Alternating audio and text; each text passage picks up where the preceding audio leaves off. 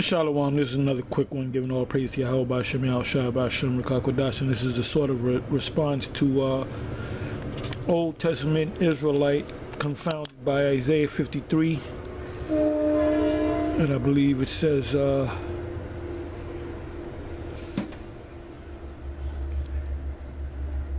Isaiah 53, this was put up by GMS,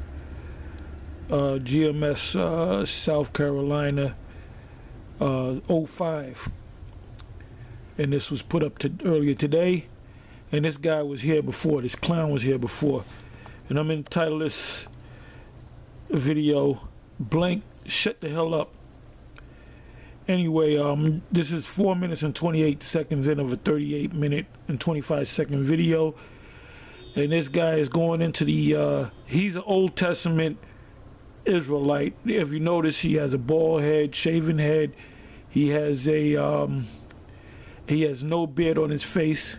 He's not wearing fringes, and he's going to tell these men what the scriptures is about. This is the, for you clowns that say, well, you won't go in the hood, because you know what you got in the hood? A bunch of knuckleheads, a bunch of ghetto ass scholars.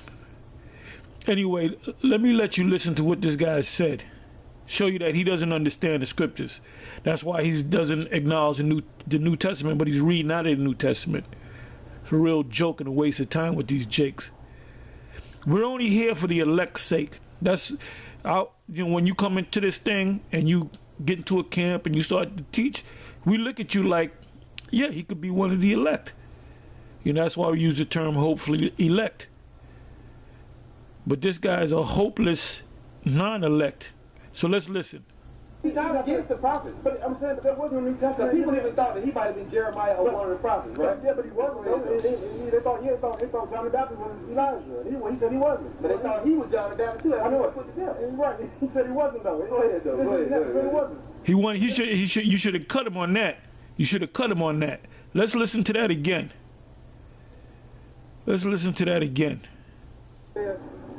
I don't think it was saying about us about, but that's another point. That's another story.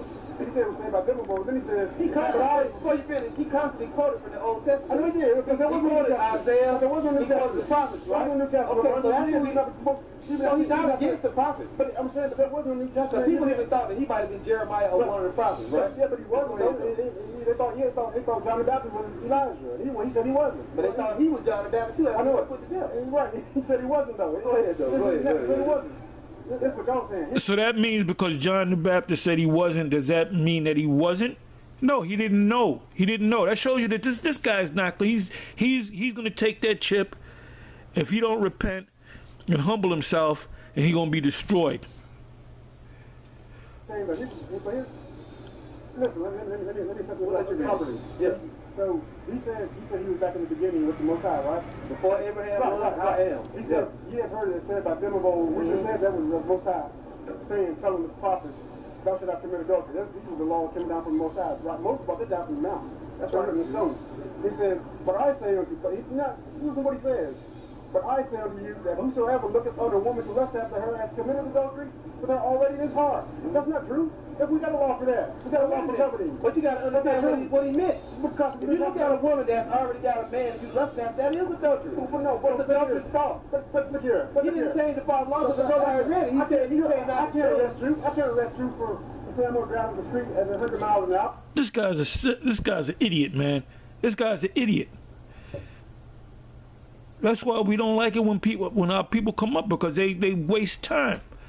Anyway, he just quoted that about the adultery thing, that even if you look upon a woman to lust after her, you committed adultery. How can you commit the act of adultery if the woman's not married? In order for you to commit the act of adultery in your heart, meaning you know that this woman is married and you're looking at her in a lustful way, and that can ultimately, if you keep looking at that woman, that's going to ultimately lead to you most likely committing adultery with her if she's not faithful to her husband. So he said, look, if you got that thought in your mind, you pretty much broke that law, because if the opportunity arises, you're gonna jump on that woman. And it's talking like vocab in them. when they came down and we were going back and forth with vocab, a woman passed by and we kind of noticed her. We wasn't looking at her ass and nothing like that, but we just noticed her. And somebody yelled out, "Yeah, don't be looking at her too hard because you'll be committing adultery." So I had to quickly explain it that's talking about a married woman, so you know that a woman is married. Anytime you get with a woman, all you brothers that have women, you get women because you lust after them. Not because you blindly go. The first woman that opens up that door, I don't give a damn what she looks like, I'm marrying her because I don't have no lust in my heart. You supposed to have lust in your heart. That's why you get with women. You supposed to lust after that woman, and she's supposed to lust after you.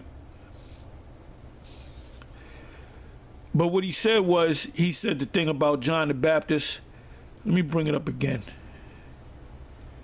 Let me bring it up again. Before Abraham, I am. He had heard it said about them about when he said that was the Most High. I got to go back a little bit more. They thought John the Baptist was Elijah. He said he wasn't. But they thought he was John from the Old Testament. I know he did, because there wasn't Isaiah. There wasn't the prophets, right? Okay, so that's what he's not supposed to. No, he died against the prophets. But I'm saying that there wasn't a New Testament. People even thought that he might have been Jeremiah or one of the prophets, right? Yeah, but he wasn't. They thought John the Baptist was Elijah. He said he wasn't. But they thought he was John the Baptist too. I know it. Right. He said he wasn't though. Go ahead though. Go ahead. He said he wasn't. So he concluded that the brother Manat Bar should have jumped him on that, but that's all right. And I'm gonna jump on him anyway. The reason why John said that, I'm gonna read that. This is John, St. John 1 verse 19, and we're gonna read down to about the 23rd verse. And this is and see, you know what? You go through these videos, and this is why I do these little videos. I'll put the camera up and I'll put it raw, because you're going to hear these arguments over and over again. So you got to keep listening to it, and then in your mind it should pop up. He went off on that. He went off on this. He went off on that. So when you're out there on the streets and somebody roll up on you, when they ask you one of these questions, you know the scriptures. You ready for them. All right. It speaks about the study to show thyself approved. A workman needeth not to be ashamed, rightly dividing the word of truth, meaning going into precept to precept. All right. What Christians do is when you give them the truth and you break down the scriptures to them, they've been taught this is what it means. So whatever this guy says, that's Satan. I'm not going to listen to it. So we know the Lord is not dealing with them, and the Lord is definitely not dealing with this guy. Anyway, it says in St. John 1 verse 19, and this is the record of John when the Jews sent priests and Levites from Jerusalem to ask him, "Who art thou?" 20th verse. And he, let me take this out the way. And he confessed and denied not, but confessed, "I am not the Messiah." So it goes on to say, 21st verse, and they asked him, "What then? Art thou Elias or Elijah?" And he saith, "I am not." Art thou that prophet, meaning Elijah? And he answered, "No." And the 22nd verse, and then said they unto him, "Who art thou? That ye may give an answer to them that we may give an answer to them that sent us."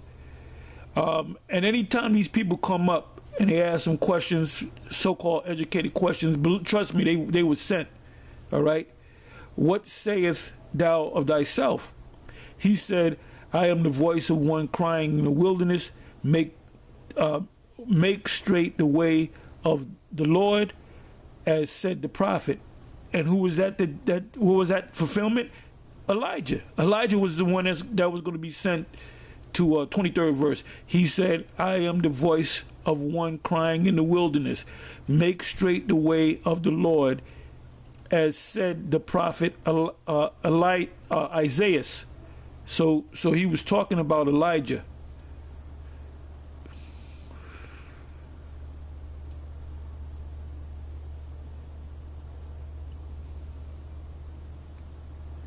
Okay, so now the reason why he said no, that he was not, is because he didn't know.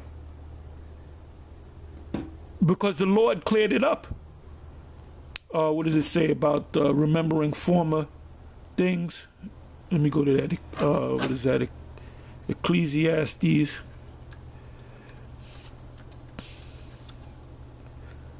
I believe that's the first verse. Ecclesiastes, the first verse. And I mean, Ecclesiastes, the first chapter and the fourth verse. It says one.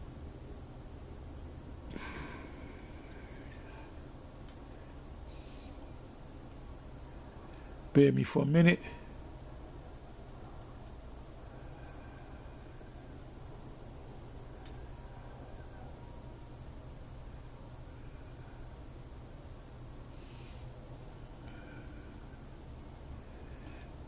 I believe it's either 1 or 4. Give me a second here.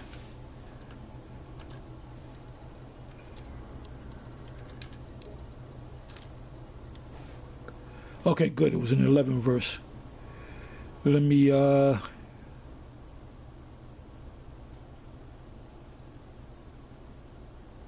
start at the 9th verse. That's what I should have started.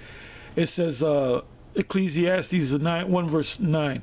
The thing that has been, it is that which shall be, and that which is done is that which shall be done, and there is no new thing under the sun. Meaning you keep coming back. There's a cycle.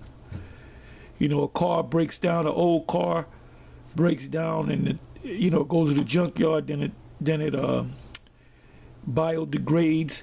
It goes eventually back into the earth, and then you dig the metal back up and you make a new car.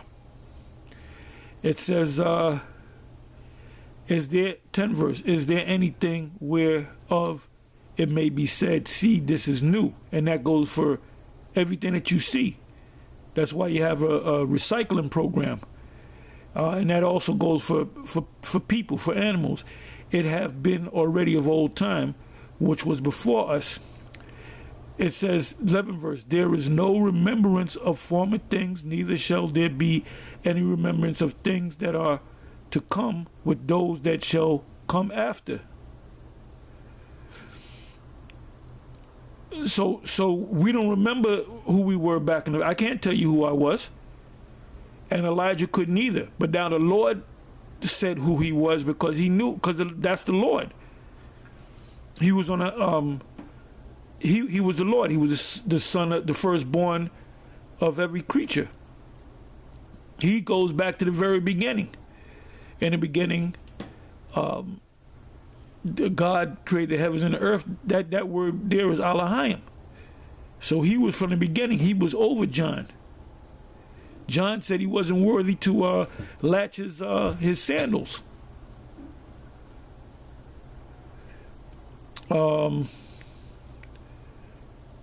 And he knew that was the Messiah.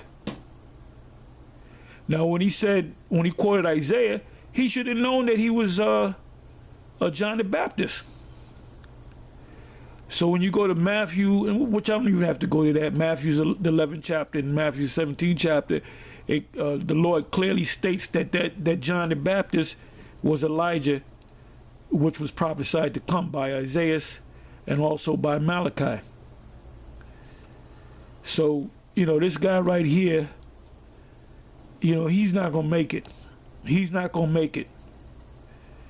And it's a waste of time when you got these ghetto scholars come up and they don't know what the hell's going on. He's coming up like he's an authority. He's not an authority. He's a lost soul. And what he should do, well, it says this. Let's go back to Ecclesiastes. Let me jump to the fifth chapter. This is why you clowns can't get it. Ecclesiastes 5 verse 1, keep thy foot when thou goest into the house of the Most High. So that gathering was the house of the Most High. Where 2 or 3 are gathered, I am also in the midst. And be more ready to hear than to give the sacrifice of fools, for they consider not that they do evil. This guy's being evil. He's being evil. But he doesn't consider it. He's being evil, man. The Most High is going to destroy this guy if he does not humble himself and repent. Now, if he's not of the elect, he's going to be destroyed. He's going to take that chip and he's going to die.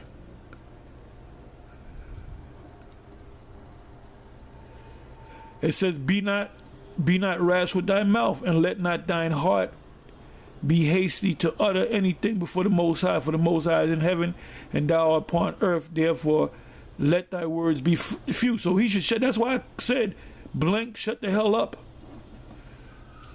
It said, be not rash with thy mouth, right? The word is bahal,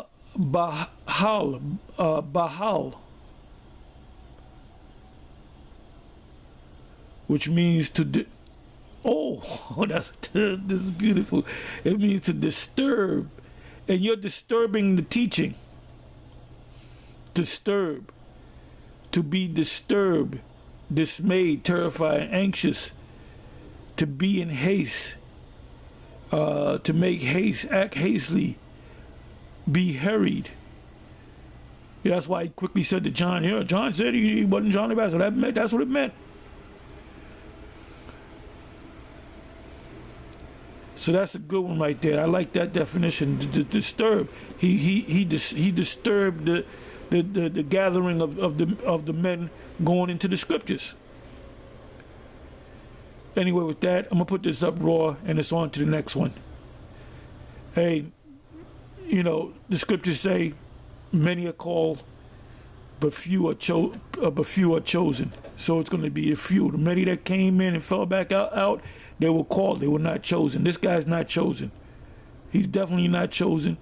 Lest the Most High, lest he humble himself, but the Most High's got to, open up his spirit anyway. If the Most High don't open up his spirit anyway, you had to be in this before, in the past life anyway. He doesn't understand that. He doesn't understand reincarnation. So he get his mind blowing, coming against the potential hopeful elect or prophets of the Lord. Anyway, with that, I'm going to say shalom. On to the next one.